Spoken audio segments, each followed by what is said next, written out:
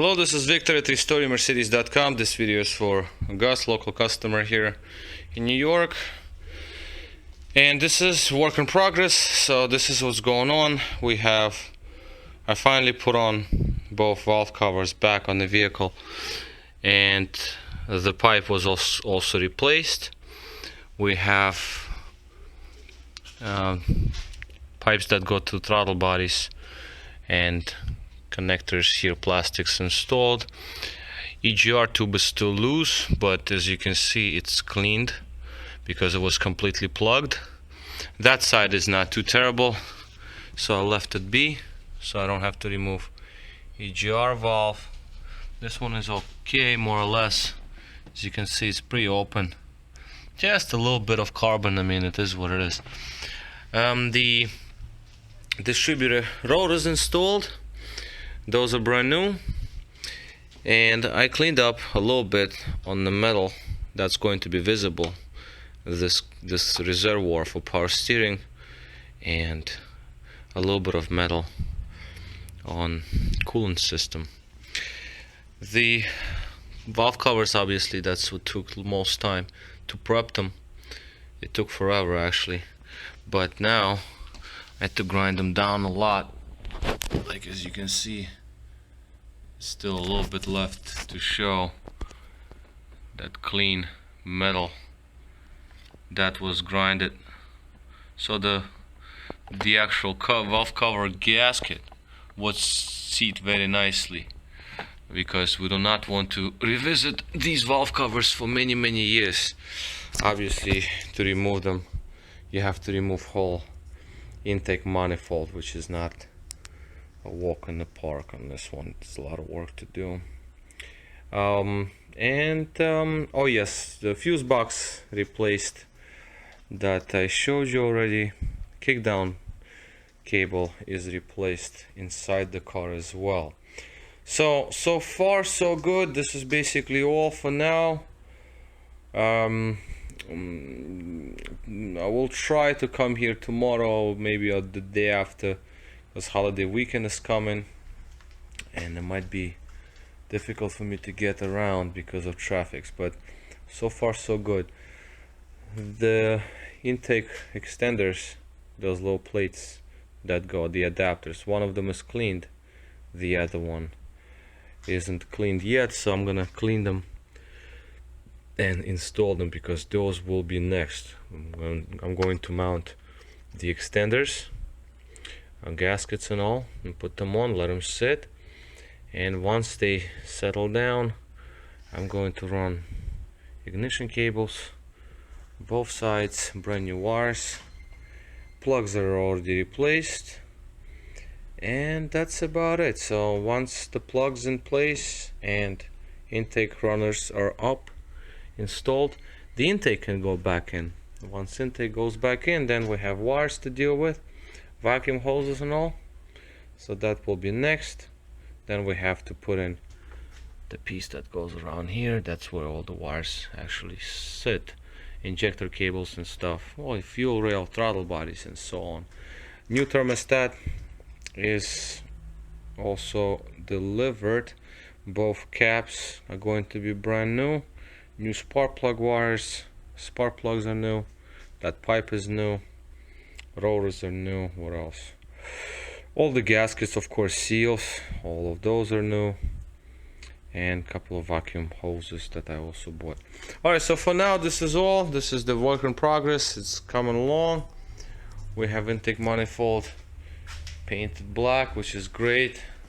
I haven't opened it yet, so I don't know how much prepping do I need to do. Actually, it's powder coated, so I mean, I like it. It feels pretty nice, but it appears that I don't have to really do lots of prepping, just degrease it and it will be ready for installation, it appears. So that sounds good to me. And well, I might have to cover valve covers and intake itself, just not to scratch the paint surfaces. Okay, so this is basically all for now. This is Victor at RestoreMercedes.com. V12 PCV breather pipe replacement video. Thank you for watching.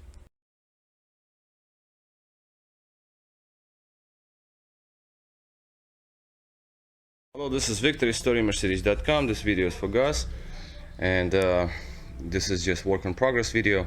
So this is the before intake manifold installation. So what was done? Quick recoup. Obviously we had an issue with a PCV pipe over there, so that's replacement. Brand new dealer part. Basically all the parts over here are dealer parts except for ignition wires, but the rest is all dealer. So the pipe is installed, of course, and NOx sensors under there. I don't know if you can catch it or not. There is one. This side were broken. As you can see, this is the broken sensor still here. So we obviously do not want to leave them in place because of damages. On the other side, sensors are just fine. Let me see if I can get that shot. As you can see, it's perfect in there. Not even a single crack. Everything's perfect. Only on the driver's side, sensors were bad. The valve cover gaskets replaced. Brand new gaskets, all torqued to proper spec. A torque wrench right here. So we have that done. The wires pass in the back there. That's the new NOx sensor loom, and another NOx sensors there goes with the rest of the wires. So that's done. Now the intake, the intermediate plates, those extensions obviously cleaned up. New gaskets under, new gaskets here, of course, cleaned up. Power steering reservoir, both new caps, both new rotors. All ignition wires brand new spark plugs. This EGR valve was cleaned up. This was blocked. It's still loose, as you can see, so when I put an intake I'm gonna tighten it because I don't want it to tense. I wanted to tighten it in the proper position. All these little clips, all new. These little clips were all broken off, so that's new. This EGR valve is okay. It has a little bit of surface dirt, but not a big deal. And cleaned up a little bit over here on the coolant lines, pipes here. New thermostat is gonna go in, and so far this is where we are. So this is just one part, quick part, and next I'm going to put intake manifold back on, tighten it all up, and put all the valves on sides, throttle bodies, injectors, harnesses, and all that other stuff. So as we can see, some parts are up there. These are our intakes and some plastics for where wires go, and that. So we have our injectors over here, fuel rail, throttle linkage, some gaskets and stuff like that. PCV pipe, rubber point here. This is the brake booster. That's the engine hook, and that also goes in front of the thermostat. So that's where we are right at the moment. So this is good enough right now. This is all looking really nice to me. Next part is going to be with intake on, and we'll continue the recording then. All right.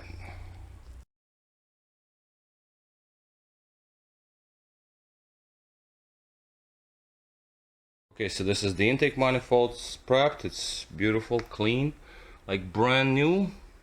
As you can see from power code, basically vaporized everything, whatever was inside. So I just clean surfaces a little bit from power code residue. If we look inside, it's pretty much spotless. As you can see, that's inside of the intake manifold. Clean, beautiful. I'm gonna blow it with the air, of course, because you see, I see a little tiny little speck in there. But other than that, this is amazing. So this is going on the vehicle next. Just wanted to make this quick cut into the video. All right, so this is the intake.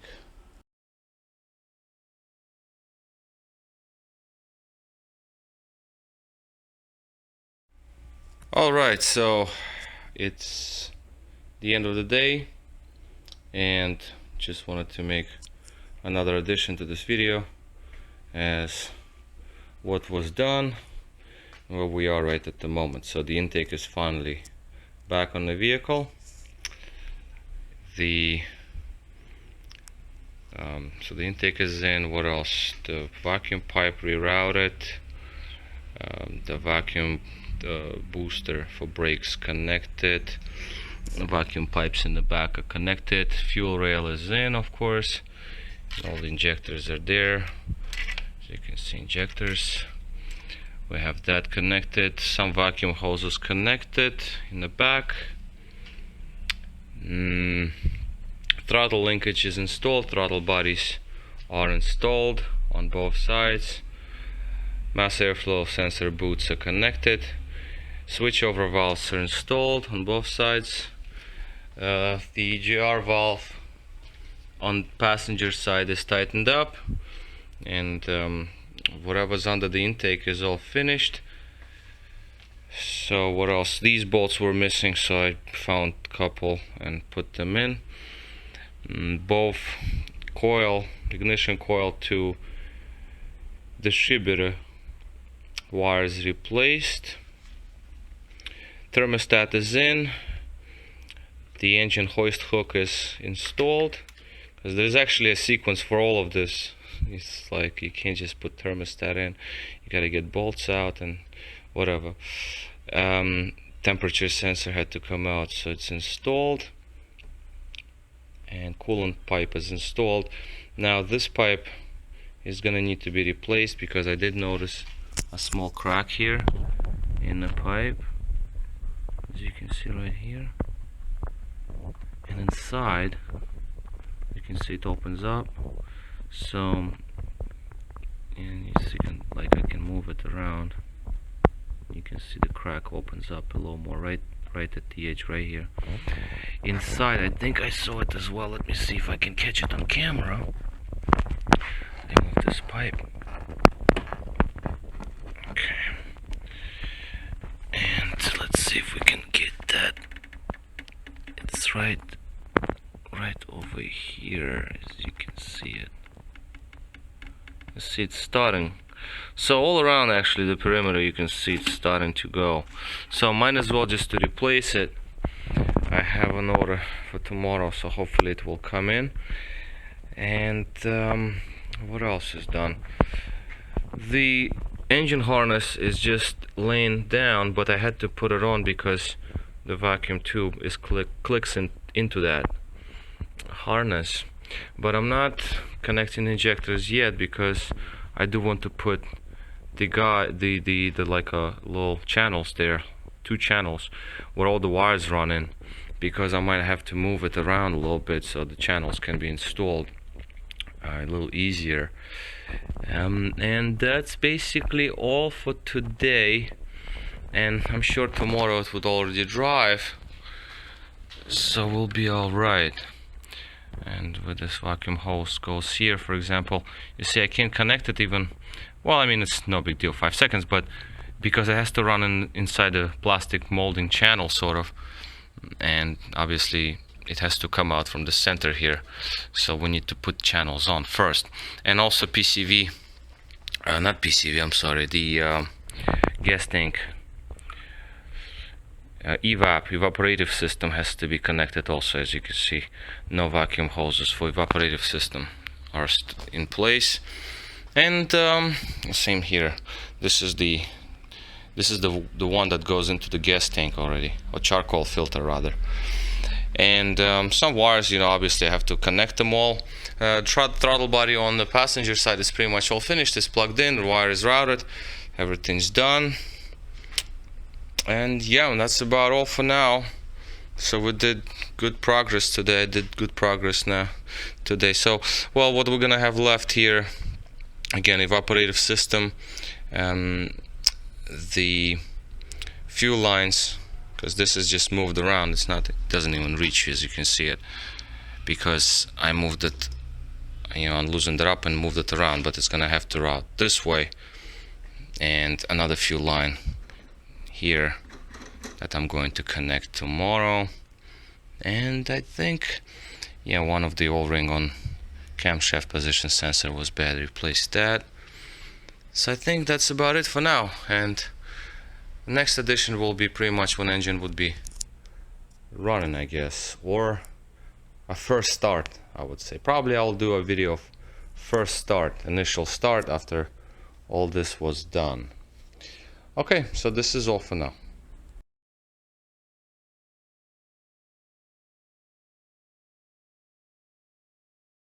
Okay, so today is the next day, so I put most of the engine back together, about 95%, 97% of it actually.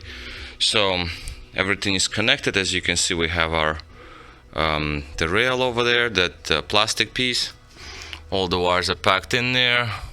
See, that's kind of tricky because it's there's so many cables and you have to squeeze them all in order for this thing to close. So now everything is intact. Some vacuum hoses and all these sensors and stuff, I mean, they take quite some challenge actually to get them all packed in there, so nothing is pulling out. So this side is basically finished. On this side it's all secured. This one was broken at the end, but I put that little clip the best I could, but that's about all I can do. Front is secured. So this side is all finished. I put the cover in. We do have space now, as you can see. There's space between fan and the cover. As before, the clip was broken, so the cover would hit the fan. That actually hit the fan, would hit the cover rather. Both throttle bodies connected, all the ignition system wires all connected. So this mass airflow and air cleaner I'm not securing as of yet because I'm still debating on this pipe, what I'm gonna do with it. There is a rip in it, so I might just cut it right along the side, and I'm just gonna reinstall it because I don't think I can get it today. So I might do that. I don't know yet, we'll see. But next video will be, next addition to the video will be when I start the vehicle. A few lines are connected and everything is secured there. So I'm not adding coolant as of yet because I'm not sure about the pipe, but I'll make a next addition to this video when I will start the engine.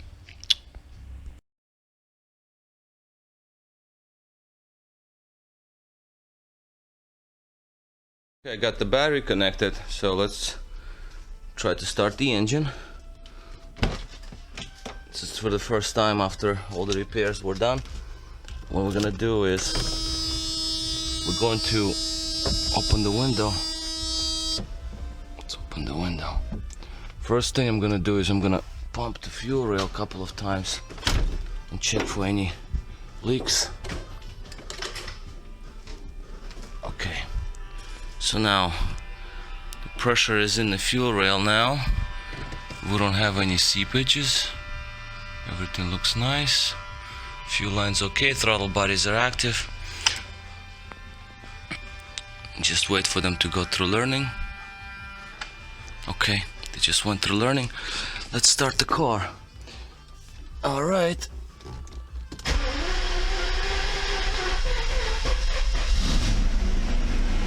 Obviously we had no fuel and fuel injectors. Well, this is the first start.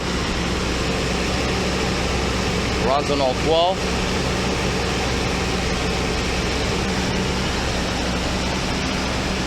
Actually runs very nice.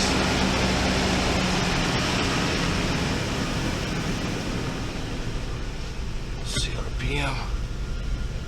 RPMs are good. Let's steering angle sensor. I might have to disconnect the battery anyway, but let's get the light out of here. Okay, so suspension light is out. For steering angle sensor, once you disconnect the battery, the light will come on. Actually, it runs pretty nice, steady. Now we have these lights, coolant, and because I obviously have no coolant in the reservoir, but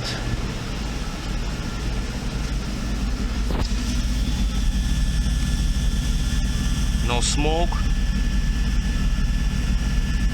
Exhaust is very steady. As you can see, it's not shaking or anything. That's pretty nice. It doesn't smell too bad. But again, this is the initial start, so I give it a couple of revs and then I check under the...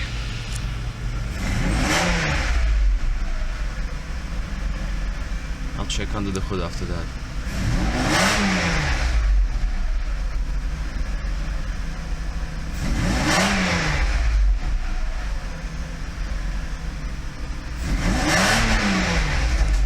Okay, that's good enough. I mean, that's still a cold engine. But so far so good.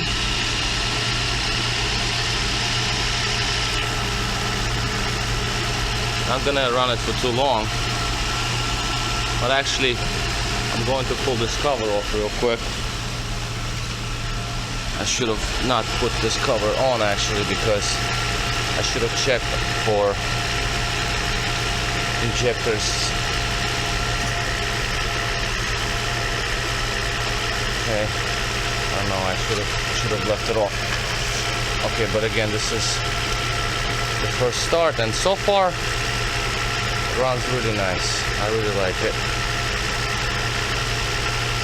Previous mechanics didn't put these screws in. Threads are a little too tight. I put a little bit of lubricant on them. It's supposed to go easy like this.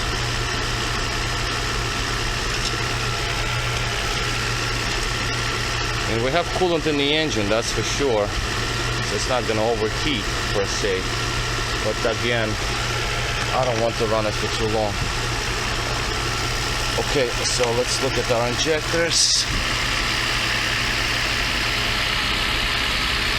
That's nice, nice,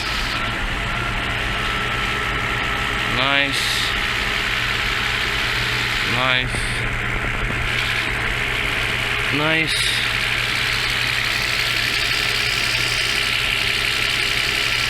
nice, nice, nice. Actually, I can't see it. I can only see it on this video actually right now. That looks good. Looks nice. Everything seems okay. Okay. Injectors are good. No fuel on the rail. No seepages. Let's see if pressure regulator is okay. Pressure regulator is okay, dry.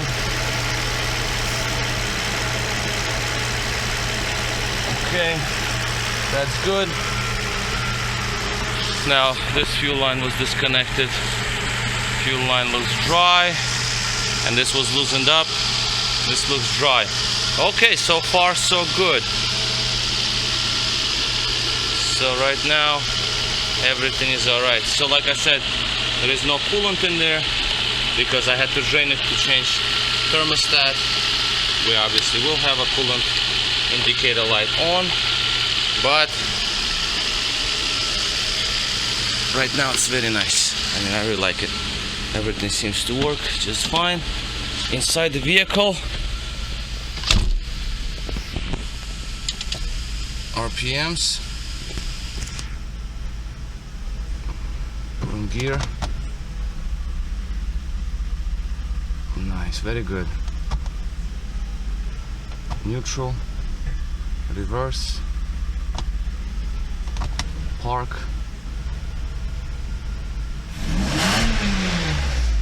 This acceleration is so much better than it was before. It just revs very happily. Just like right away. The pickup is great. I can show you. Just slap tap. Yeah, the pickup is definitely improved. That was just a quarter, not just slight. Just slight pressing on the gas pedal. Okay, so I'm gonna wrap this video up right now because temperature is rising fast. I don't want it to get to 80 for thermostat to open. So let's just do one more startup. Now we have warmed up injectors and warmed up cylinders.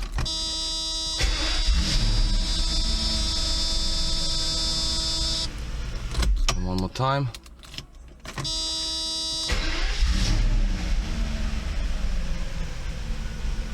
Just like it should.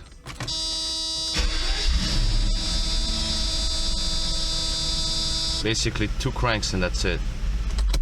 Very good.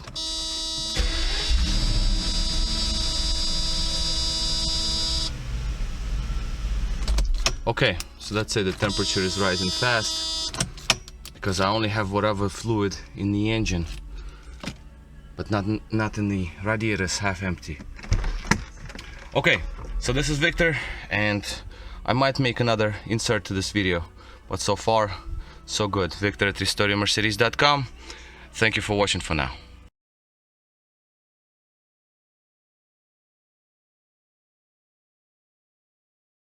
Okay, so this is the final part. Finished product, finished work. This is our engine. This is how it looks. Pretty much all assembled and running. So we have proper distance between the fan and the cover. That's important. No oil leaks, no seepages from coolant lines, no smells, everything is perfect. Now what I'm gonna do is no check engine light or anything like that. Now the car has been running for about an hour. I just wanted to get it hot and to make sure everything is perfect with it.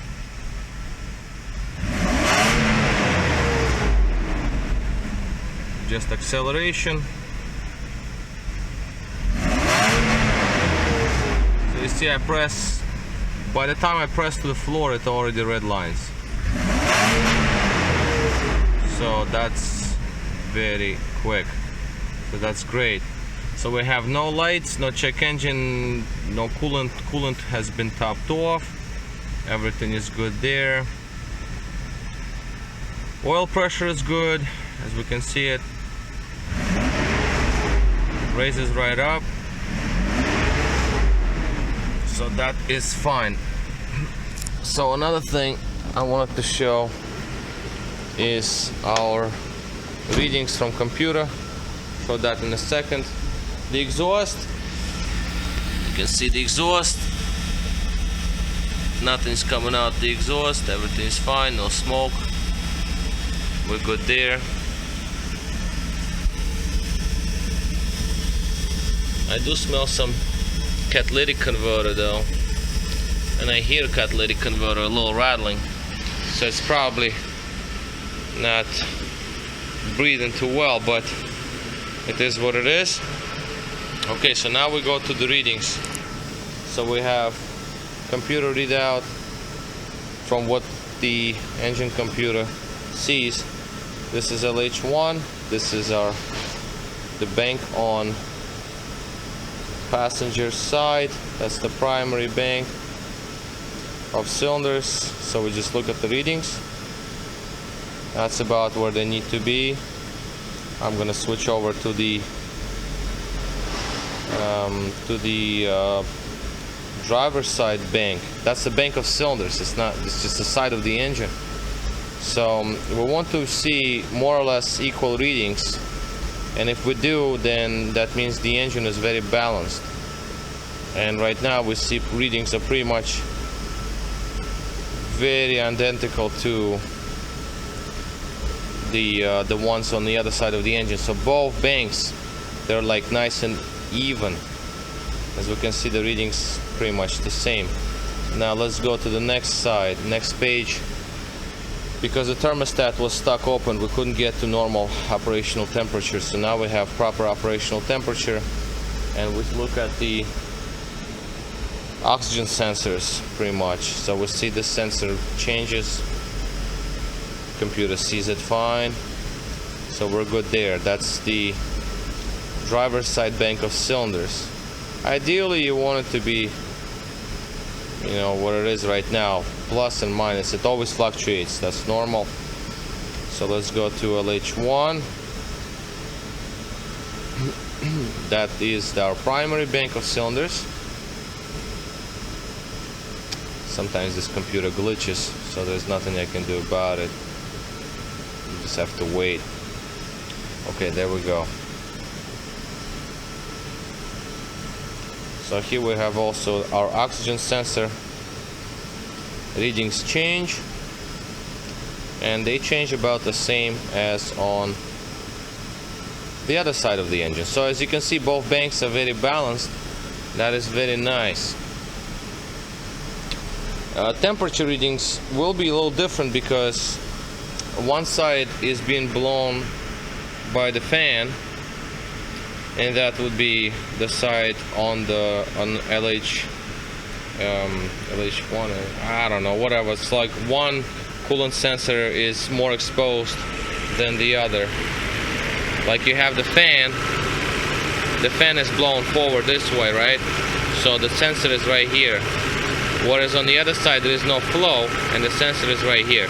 So there is a slight difference in temperature readings, and that's pretty normal because again, this fan blows right out the sensor, whereas over here the sensor is just covered. So there is no airflow on it.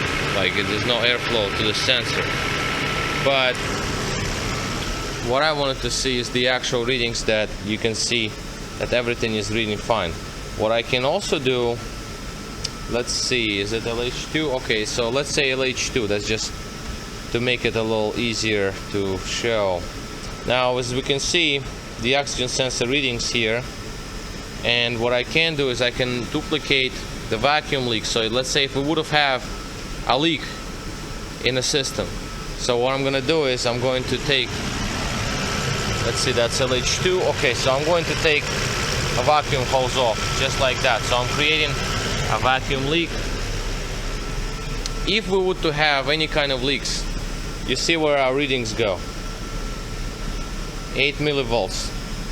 So I can, based on these readings, I can tell that there is no vacuum leaks in this engine whatsoever, like zero. Because right now I gave it a vacuum leak and this is what we get. Like 20 whatever, 24 millivolts. And we on-off ratio climbs up. So that is the artificial vacuum leak. So we see we have no voltage raising. And it's just basically maxes itself out an on-off ratio because of one tiny little pipe. So just that little pipe, that's all our vacuum leak right there. So I'm gonna reconnect it right now. There. Plug it back in, and we're going to see our readings returning back to normal. It's gonna take a little time before computer adapts, but if you compare readings from both sides, you can see how readings go up and down. So you can clearly see that there is no vacuum leak on either side of the engine. So it's still taking some time. By the time it's gonna adjust to the proper operational mode, as you can see, it's still adjusting. And there we have it, 200 something millivolts, 460 whatever. So we're pretty good there. It's going to readapt itself, but as you can see, the readings go from high to low. That's where we want to be. So both oxygen sensors read out fine. We're good there. So the load adaptation. The load adaptation is actually really close. This is great also because sometimes you have discrepancies. Sometimes one can be 4, the other one can be negative, like 0.5 or whatever. So this is LH2. We're gonna go to LH1. And my mouse. Come on, go back to LH1. So again, it's gonna take a little time before it switches. The computer glitches, it's a slow computer, but it does its job. So hopefully I can show you the LH1 adaptations. Okay, so it's switching over. I know it's a boring video, but this is what this car is doing, and this is, I need to show this just to document that when the car leaves the shop, this is what it comes out with. So we see only 0.1 difference, which is great. So both banks are very even. Now what else we see here? Now regeneration valve is on and nothing is leaking in the system. On the regeneration system, that's the gas tank fumes. So if there would have been a leak, we would have, as I showed before, when I plug out, disconnected one of the vacuum holes, because these go, the regeneration valves on both sides go straight on into the intake. So you're going to have an issue with vacuum leak, and we don't. So that's a great thing. And both regeneration valves would have been on right now because engine is hot. Okay, so as you can see, both on, so no problems there. And that's about all. Fuel safety shut off obviously is off. Not gonna even go there. Reception from modules. So this is where we are with the engine. One more thing. Let's go get the readings from our climate control. As I did the climate control, just topped off our. I topped off the oops, I'm sorry. Topped off the the Freon, the gas. So what we're gonna see here is, let me put on the lights. There. Okay, so here we have some lights. Okay, menu number 5 is our evaporator temperature. So where we want to be is on idle and at the selector at minimum. The way I tested, I mean, I obviously tested it with gauges and everything is fine, but the way I want my cars to be and my customers' cars is that when I have it on idle and the AC is running, I want it to go down to like freezing. I want the AC compressor to shut down. And obviously you know you can do extreme, you can just like over pressurize the system or whatever, but that's not the point. And we didn't do that. The pressures and everything, the gauges showed just fine. So I wanted to show that. Another thing is what I noticed and why I noticed that it needed a little bit of Freon. It didn't need it a lot. But the side glass, and of course maybe I can see it from here. The light on. The side glass. That right there.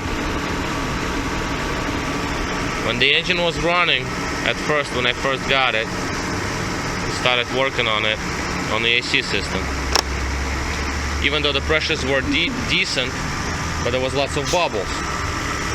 But again, it's not 100 degrees days right now, so it's obviously going to be okay. But it was actually bubbling. So you know that there's air trapped in there. So right now we're at 38, and I think this is where it actually shuts down the AC compressor. And as you can see, temperature raises back up. So we got it to freeze basically. Well, it doesn't go to freezing. It's like it gets to the point where it could get to freeze, and they freeze the evaporator core. So AC compressor shuts down. So the threshold there is 38 on this car is 38.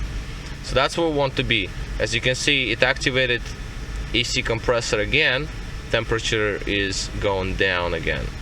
So once it gets to like 38, it will shut down AC compressor again, just to prevent freezing of the evaporator core.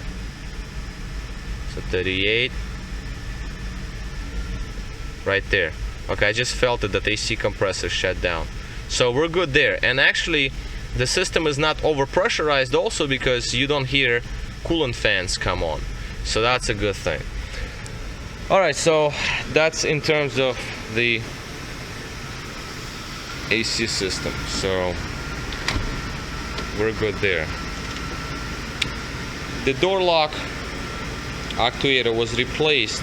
There is a problem inside the door lock mechanism. I think there's a little return spring is broken inside. So when you slam the door, windows do not go up. I'll show you in a second. Okay, let window close. Okay, one more time. Okay, so when window is closed, if I slam the door, they don't come up. But if I soft close it, they pop up. What that means is, when I slam it, the micro switch inside the door mechanism does not get into the right position to tell the door is locked. So when you close it softly, it jumps up. So we're good there. Well, I mean, you're not gonna take whole mechanism apart and get to that. I mean, that works. And that's pretty much all the linkages adjusted, transmission kick down adjusted, so it kicks down a little faster because it was actually way off. You can even tighten it up a little bit more so it kicks down a little faster. There's a little seal over there that was leaking, so I replaced that.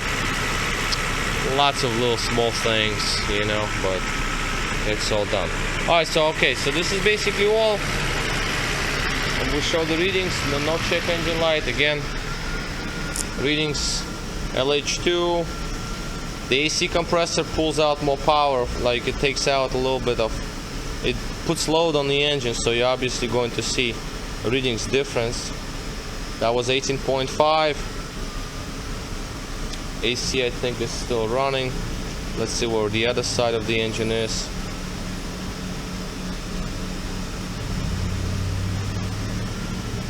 Oh well, now AC just shut off. Probably froze.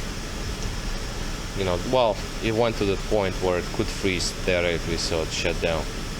Okay, so come on, come on, come on, work with me. Okay, well, whatever. It is what it is. This computer is just something else. My other diagnostic computer failed on me, so I use a backup right now. That's the regular. I have the wireless one. This is the wired version. So as you can see, that was an 18.5. This is one is 18.0, 18.3, 18.4. So the engine is right now is like very balanced. I mean, I really like it. Alright, so this is basically going to wrap it up. I mean, the car is ready to go. And a beautiful machine, black on black, 95. You don't see many of these in this condition. And everything is sorted in terms of the engine. So it's pretty much ready to go. Alright, so this is Victor at restoremercedes.com. Right there. Big sign inside the shop, so nobody can see it outside. Alright, so this is basically all. I'm gonna wrap it up here.